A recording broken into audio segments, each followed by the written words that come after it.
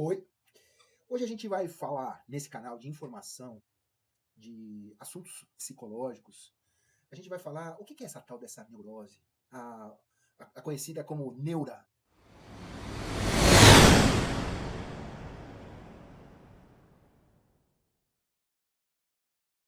Essa neurose que não tem nada de ose, quer dizer, ela não tem nada de doença, não tem nenhum neurônio inflamado ou algo parecido. Neurose, ela está mais parecida com uma inteligência do que com uma doença. Ela é parecida com a doença no sentido que há um mistério e há um desejo de superá-la, há um desejo de cura, há um mal-estar. Mas ela não é uma doença, ela está mais para uma inteligência. Só que é uma inteligência que se manifesta de forma metafórica. Né? Por isso que, veja, cada um que olhar isso aqui vai interpretar de uma forma diferente, não tem uma forma exata. E todas as interpretações vão estar certas. Vai haver boas e más interpretações. Vai se falar, não, eu gostei disso aí que você falou sobre, né? É assim que também a gente analisa sonho, ato falho e essa inteligência da neurose. A neurose, quando a gente está numa crise neurótica, né? A cara da crise neurótica é quanto pior, melhor.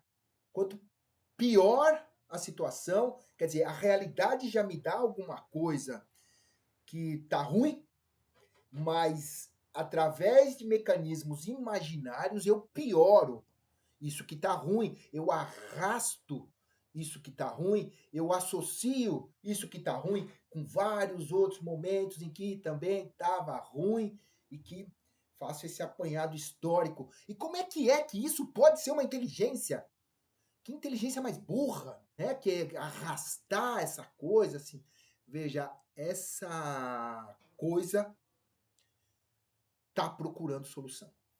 Está procurando solução para coisas que aconteceram na nossa vida no passado e que a gente não tinha condição de, de, de resposta.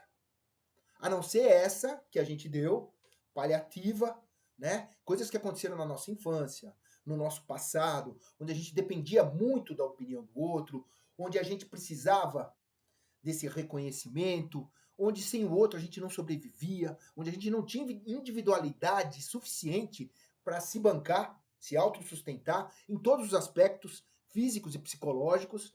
Então, de alguma forma, a gente encontrou saídas paliativas, temporárias, para sobreviver física e psicologicamente, crescer e sair dali, né? Conseguir. E depois, em outras relações de amor, em outras relações, a gente vai replicar isso que não deu conta de resolver lá atrás, ou resolveu de forma paliativa. A gente vai replicar isso em outras relações, percebe? Todo mundo que faz terapia, ou quem não faz também, né, percebe que tem algo que se repete. Né? Tem algumas pessoas que dizem, eu tenho o dedo sujo, né? Porque, pô, cai sempre no mesmo lugar, né? Cai no mesmo tipo de relação, coisas que a gente vai percebendo. Isso que se repete está pedindo uma resposta nova. Tem uma brincadeira que a gente pode fazer assim, ó, se repete, e nessa, né? Aqui você cria uma força centrípeta, né? Quer dizer, centrifugar, que quer fugir desse centro, né? Há uma força centrípeta que me mantém aqui, mas há uma força centrífuga que quer fugir disso, com uma saída nova. Então, isso que se repete, que em toda a terapia a gente vai notar e perceber, e se repete ao longo do tempo, se repete em relações diferentes, se repete de várias formas, querendo, cada vez que ele se repete, se vira nos 30, faz diferente. Faz diferente. Faz diferente do que você conseguiu fazer na tua infância. Naquela época em que o padrão de resposta que você conseguia era esse. Limitado. Limitado pela tua ânsia de ser querido, de ser reconhecido, pelo não ter estrutura ainda. Né? Eu nunca vi uma criança pegar um desenho, fazer um desenho e dizer: nossa, como eu estou desenhando bem! Nossa, meu desenho melhorou muito, não é, mãe? Não é, pai? Não. A criança faz um desenho e imediatamente, olha o que você achou, o que você achou do meu desenho? E o que o adulto achar, a criança vai achar. Se ela gostou do desenho dela, mas o adulto disse que tá uma porcaria, ela não vai conseguir sustentar a sua opinião. Então, as condições nossas na infância de agir, interagir, responder, se defender, né? Se advogar, são muito restritas. Então, todas essas questões, elas vão reaparecer na nossa vida depois e dizer, olha aí, tá aí, ó, aquecido. Se vira nos 30, faz de novo. Porque as respostas para esse tipo de coisa só a quente. Não adianta teorizar, sobre essas as questões psicológicas, novos comportamentos. Tem muito blá blá blá, tem muito conselho, tem muito coach, né? Tem muito. Mas não adianta. Não adianta. É naquele aqui e agora, né? Na hora que a coisa reaqueceu, na hora que eu ressenti os meus ressentimentos, é que algo disso faz diferente. Se não conseguir fazer diferente, vai replicar novamente, vai acontecer novamente. A gente começa a perceber esse ciclo, começa a perceber que isso é uma inteligência, mas ela não se manifesta de forma direta, é sempre de forma indireta. Mas esse sentimento de fundo, né, que tem, ele vai reaparecendo. Muitas vezes a gente, em sonhos, aparece esse sentimento.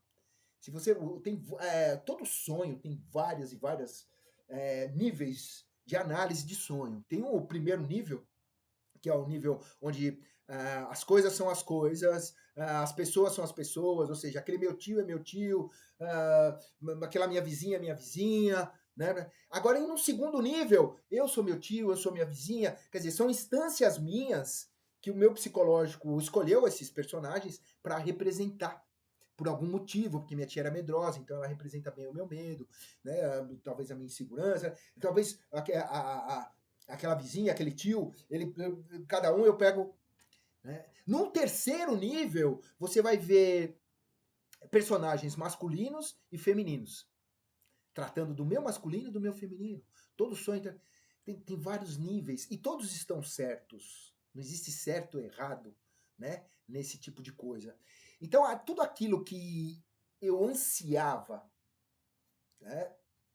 Que eu buscava uma resposta que me satisfizesse mais na infância e que eu não consegui, vai se replicar. Vai reaparecer em ato falho, vai reaparecer em sonho, vai reaparecer em ressentimento, buscando novas respostas. Né?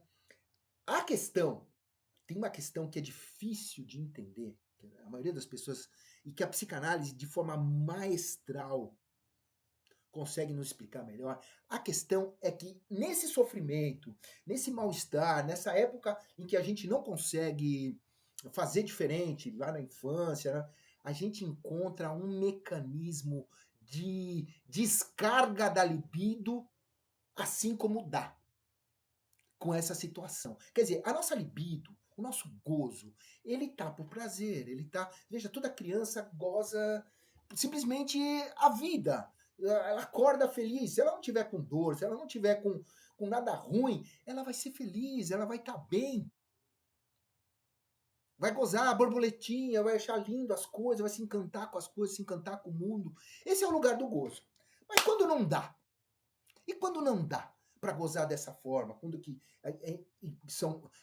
o processo de aculturação, né? Não é que precisa ser alguém ruim que coitada da criança, né? Não é. O processo de aculturação, nós somos um animal muito diferente dos outros. O ser humano é uma mistura de cultura e biológico.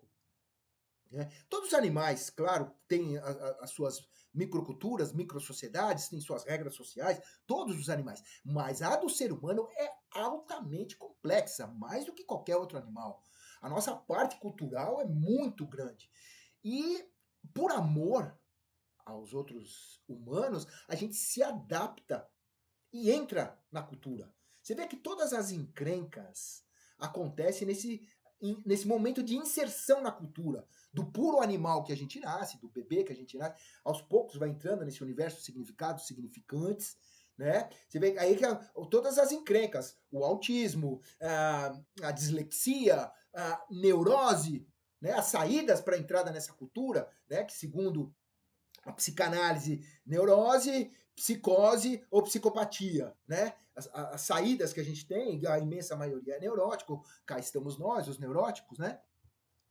É uma adaptação do animal na entrada da cultura. Agora, assim, nós não somos coitados. Não, a gente ganha essa coisa maravilhosa. Você que está me assistindo, ouvindo essas palavras e de alguma forma entendendo o que eu estou falando, ou não, né? Porque às vezes essas coisas são complexas, né? Não é ciência exata. Não é 2 mais 2 igual a 4, não. Aqui 2 mais 2 é igual a 5. Sim, sim. Ou 2 mais 2 é mais do que 5. 2 mais 2, 1 mais 1 é mais do que 2, né? Toda vez que o ser humano se junta com outro ser humano, 1 mais 1 é mais do que 2. Se você pegar o potencial de um ser humano, tá?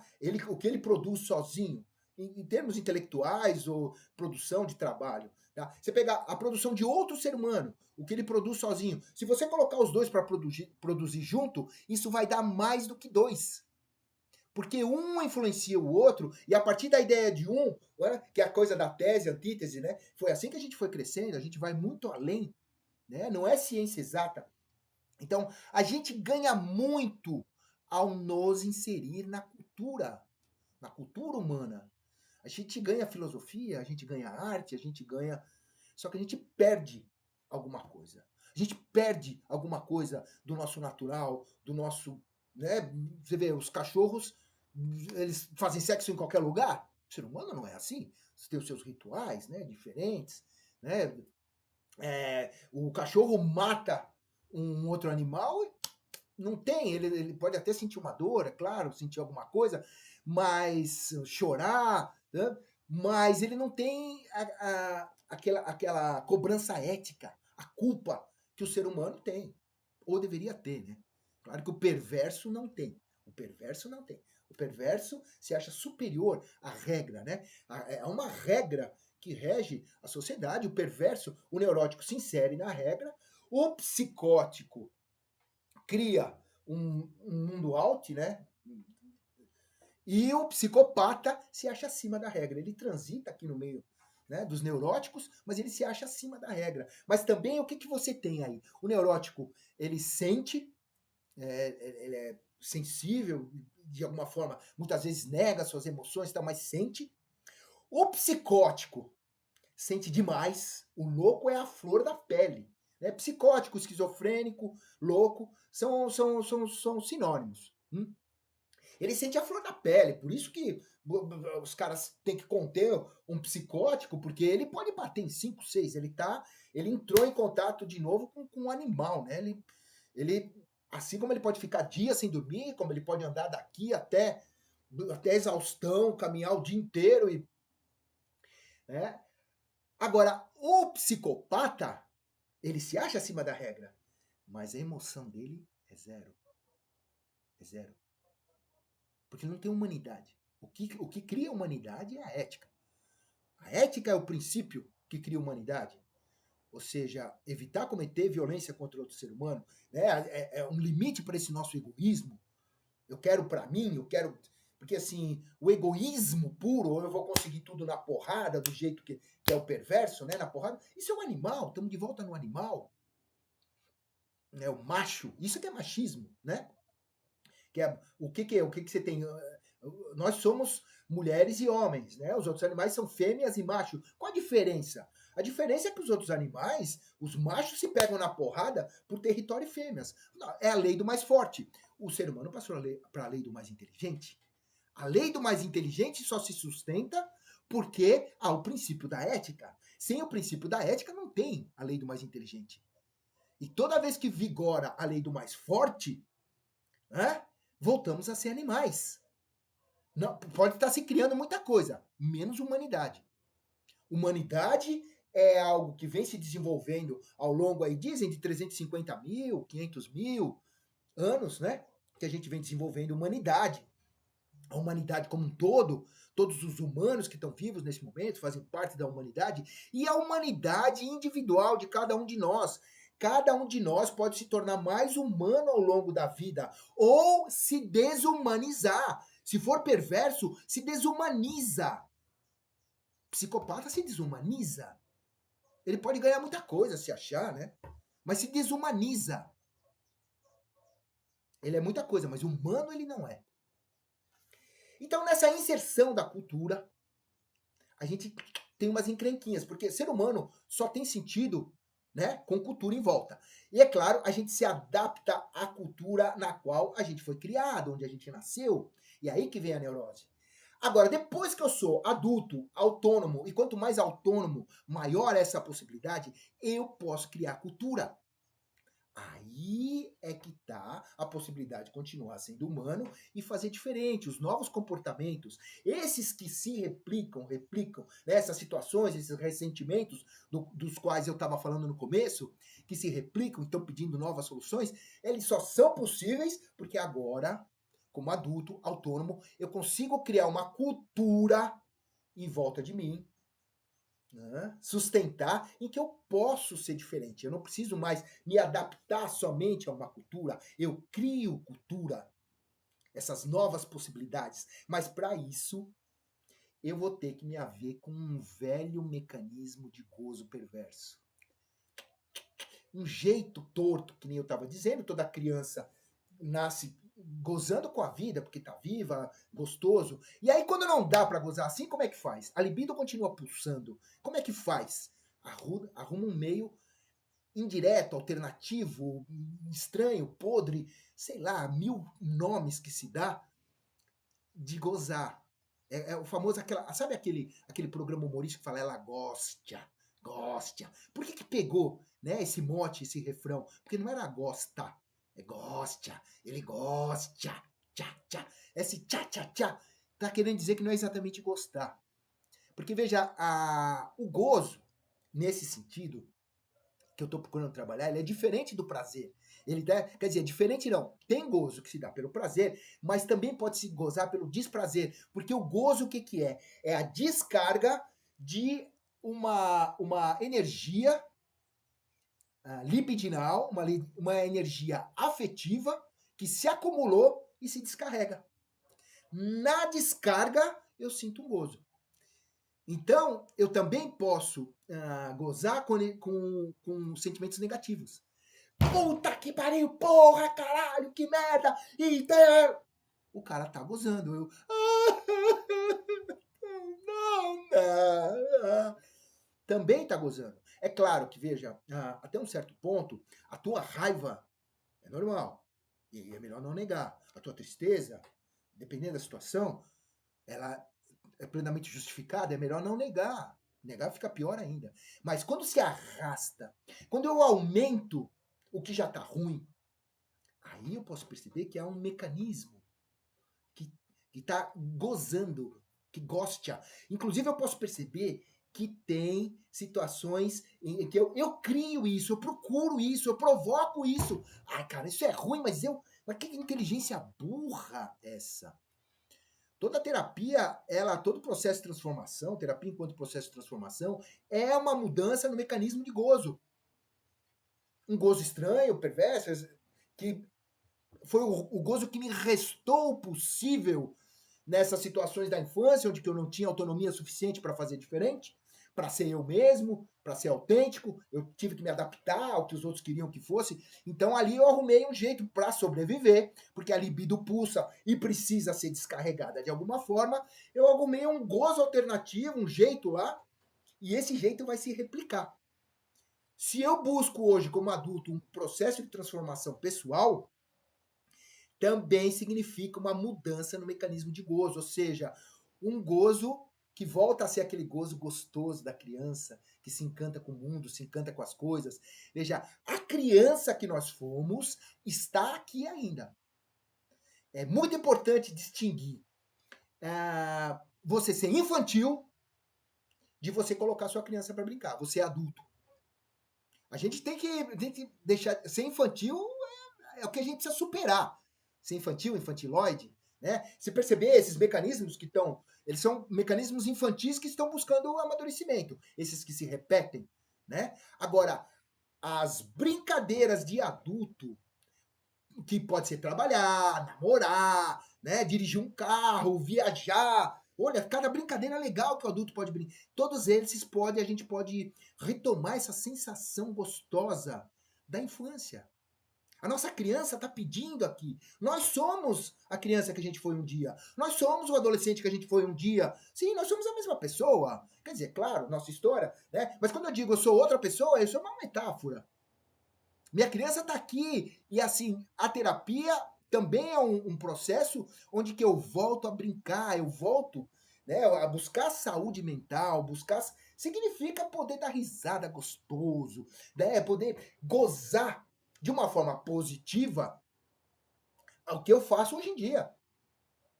Gozar com o meu trabalho, e para isso eu preciso procurar um trabalho menos alienado possível. O que, que é o tal do trabalho alienado? O que, que é a tal da alienação? Tanta gente fala. Alienação é quando eu não me vejo na minha obra. Eu não me vejo nem um pouquinho na minha obra. Sei lá, eu faço trabalho numa fábrica de pneu, construo pneu. E, tá, até pode ser, puxa vida, eu ajudo a segurança dos carros a andar, mas até onde eu me vejo, até onde tem sentido para mim, até onde eu entendo que o resultado do meu trabalho, da minha energia, né? Onde é que eu me vejo naquilo, onde aquilo tem sentido para o mundo, né? Até onde buscar mais isso, para poder ser uma brincadeirinha muito legal trabalhar. O trabalho não é só tripalho, né? Que nem diz o chicotinho, trabalho. Não, pode ser a produção, produzir, namorar, né? Voltar a se divertir, ser leve. Agora, quando é que eu vou namorar mais gostoso? Quando sair essa coisa toda da pornografia, essa coisa toda da estética, essa coisa toda da performance, que eu tenho que ser alguma coisa, eu tenho que... Não, quanto mais eu puder ser eu mesmo e conseguir me relacionar com a pessoa que é ela mesma e ao encontro de pessoas, aí você tem um orgasmo de maior qualidade na relação, de pessoa para pessoa. Agora, de tipo para outro tipo, né, que só me bombo, fico bonitão, tomo Viagra, né, já tá, os índices de pesquisa, a grande maioria dos Viagras é consumido por jovens, por homens de menos de 27 anos, buscando uma performance pornográfica, ou seja, quer ser um pau duro. O homem se resume a um pau duro, né? A mulher se resume a bunda, teta e o homem se resume a um pau duro. Quer dizer, se eu não for um pau duro, eu não sou nada. Então dá-lhe tomar Viagra. Quer dizer, ele não tem ainda um problema de ereção, mas vai ter, tá construindo. Porque essa questão da brochada, porque assim, a questão da brochada, ela vai estar, porque assim, ó, entre a cabeça e o sexo, passa pelo coração. Essa é a questão. Não tem como, a gente quer se relacionar sexualmente, só sexualmente, não tem como. Qualquer relação sexual envolve o nosso emocional, o nosso feminino. Né? Todos nós temos feminino, independente de ser homem, mulher, tá? Todo mundo tem feminino e masculino. As mulheres têm seu masculino, os homens têm seu feminino. Né? Esse lado nosso que se abre para a relação, que ama, é a nossa capa é o nosso lado feminino, é a flor aberta, receptiva, né? Seja homem, seja mulher. Entende? Agora não, eu quero ser uma performance, eu quero ser um, né? Eu quero ser um, então tá, então você pega teu feminino, né? E claro, por extensão, o homem que faz isso com o próprio feminino também que vai odiar a mulher, né? Aí que tá os índices de misoginia, por que é tão alto, né? Por quê? Porque o cara não entende o seu próprio feminino, o seu próprio lado que ama. Então, assim, amar, se relacionar, pode ser uma brincadeirinha muito gostosa. Psicoterapia tá para tudo isso, né? São os processos de transformação. Bem, tá muito bom o nosso papo por hoje. Vamos deixar ele por aqui. A gente continua na próxima. Deixa eu ver se eu acho o botãozinho aí.